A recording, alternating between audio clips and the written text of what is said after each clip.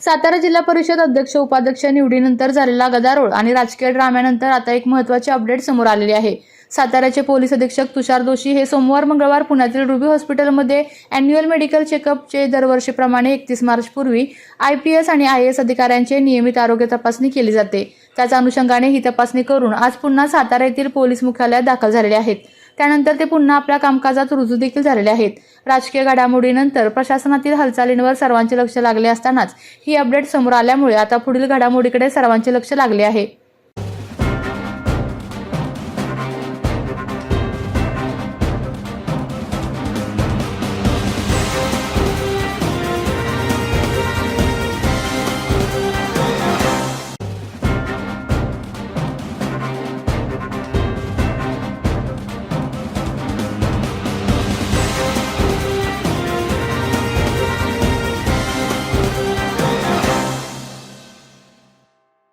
आपल्या तालुक्यातील जिल्ह्यातील बातम्या सर्वप्रथम पाहण्यासाठी आजच सातारा न्यूजला YouTube चॅनलवर सबस्क्राइब करा, लाईक करा, शेअर करा आणि बेल आयकॉन प्रेस करायला विसरू नका।